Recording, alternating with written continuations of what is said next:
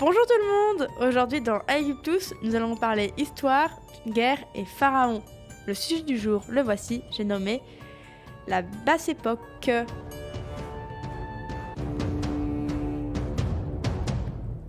Alors, la basse époque, qu'est-ce que c'est? La basse époque, c'est une période de forte instabilité caractérisée par des prises de pouvoir successives par des souverains étrangers entrecoupés de courtes périodes d'indépendance. Alors globalement, qu'est-ce que ça veut dire? Ça veut dire qu'on a eu des pharaons venus de Perse, venus de Libye, venus du Sinaï et venus de Grèce. Et tout ça entrecoupé par des petites périodes où on a des pharaons locaux, typiquement égyptiens. Bref, la basse époque, ça vient juste après la troisième période intermédiaire, qui est, comme toutes les périodes intermédiaires, une période d'instabilité politique. Et ce qu'on a, eh bien, c'est une nouvelle période d'instabilité politique, mais qui s'appelle pas pareil, tout simplement. Alors, ce qui est intéressant, c'est que ces pharaons étrangers, eh bien, ils vont s'adapter au modèle égyptien et respecter sa culture, tout en y intégrant des éléments de leur culture, évidemment.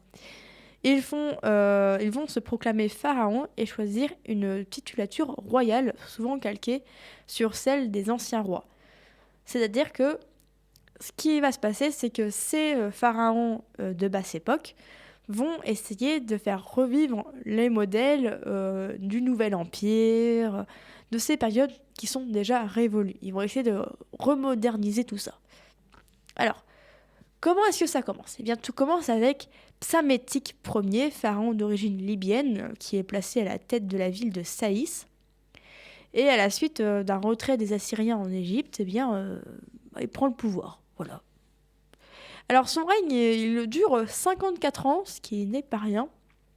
Et globalement, en l'absence de nouvelles tentatives d'invasion de la part de la Nubie, eh ben, ça lui permet de réunifier l'Égypte.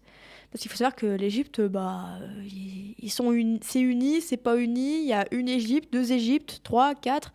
Ça bouge beaucoup au fur et à mesure de l'histoire. Et au moment où Psamétique Ier prend le pouvoir, eh bien, l'Égypte, elle n'est pas unie. Il y a plusieurs Égyptes. Et là, il réunit tout le monde sous la même manière. Alors, qu'est-ce qu'il fait Psamétique Ier? Eh bien, premièrement, il essaie de rénover. En plus, bien sûr, d'avoir une Égypte, premièrement, il essaie de rénover l'administration. Il va ensuite commencer à réannexer des îles, notamment au sud, avec la Basse-Égypte et la Moyenne-Égypte, qui sont des zones pas très très bien connues en fait des Égyptiens. C'est un peu comme si nous, on ne connaît pas certaines parties de la France, on les connaît nettement moins bien. Et bien là, on va les remettre en valeur. Alors, ce qu'il va le faire aussi, c'est donc placer des hommes de confiance dans les villes de Haute-Égypte, la partie la plus connue. La Haute-Égypte, c'est toute cette partie où c'est toute cette partie du sud de l'Égypte qui descend vers l'Éthiopie. Alors, ce qu'il va faire, c'est notamment nommer un nouveau gouverneur à Edfou, en amont de Thèbes. Thèbes, c'est cette zone avec plein de temples, c'est très sympathique.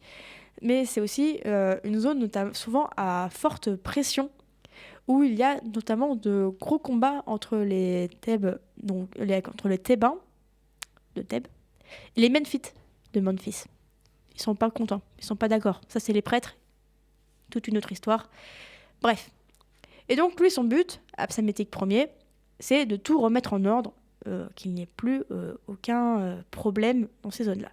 Et il y réussit. Voilà. Et donc, après lui, l'Égypte vit une période d'alternance, de domination. Un coup, c'est les Saïtes, donc les personnes comme Psamétique Ier, attention, ou des rois perses, ou des pharaons égyptiens. Alors, et là, on arrive à la suite de la conquête de l'Égypte par Cambyse II. Et donc, l'occupation du pays est faite par les Perses et décrite par les historiens antiques comme une période particulièrement sombre. En effet, il se trouve que les Perses, ils avaient un petit peu tendance à amener l'esclavage en Égypte, à vouloir bien dominer la région et surtout, pas trop s'adapter à la politique locale. Ça, c'est la vision globale qu'on avait jusqu'à ce que d'autres historiens arrivent et fassent hop, hop, hop, ils sont peut-être pas si méchants que ça, les Perses. Mais bon, tout le monde n'est pas d'accord, mais toujours est-il qu'effectivement, c'est une période avec beaucoup d'esclavage et bref, les Égyptiens n'étaient pas forcément joyeux sous la domination perse. Alors, sous la domination perse, on a également une grande mise en valeur et une grande rentabilité du territoire qui se fonde essentiellement sur le travail des populations locales. Alors, en fait, sous la domination perse, la majorité de la population, elle n'est pas perse, elle est égyptienne. Il n'y a que le roi qui est perse. Après, on a quelques immigrés, mais ce sont des nobles. Ce sont des personnes de haut rang qui viennent pour surveiller les villes, s'assurer que tout se passe bien comme il faut.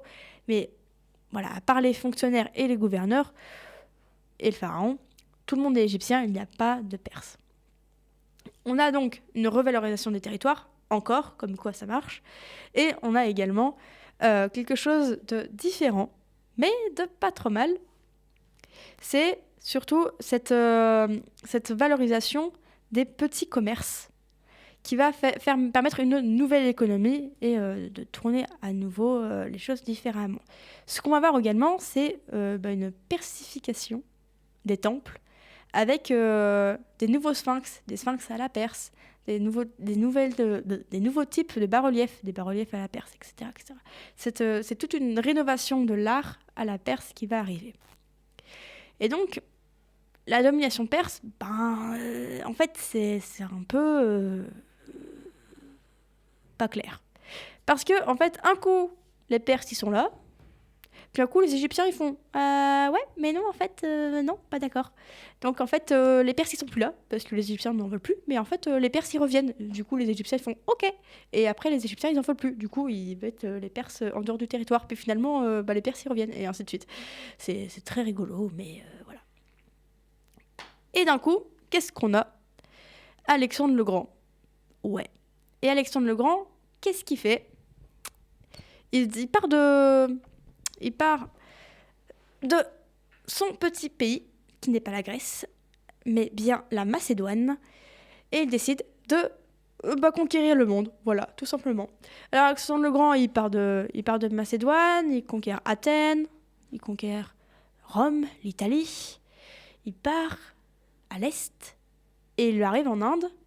L'Inde, c'est pas suffisant, et après il descend en Turquie. La Turquie, c'est sympa, mais waouh, l'Égypte. Et donc, nous avons le petit Alexandre qui arrive en Égypte et qui se dit, tiens, c'est sympa, il y a déjà des Perses. Mais c'est marrant ça, mais les Perses, je vous ai pas un peu vaincu il y a quelques mois. Donc, il arrive comme ça, et il défait les Perses, tout simplement. Voilà. Il défait les Perses, il n'y a plus de Perses, il n'y a plus de royaume perse en Égypte. Darius III, roi perse, meurt. A priori, il n'était pas d'accord pour mourir. Autrement dit, il a été assassiné. Et 332 avant Jésus-Christ, Alexandre le Grand fonde Alexandrie et met brutalement fin à la basse époque.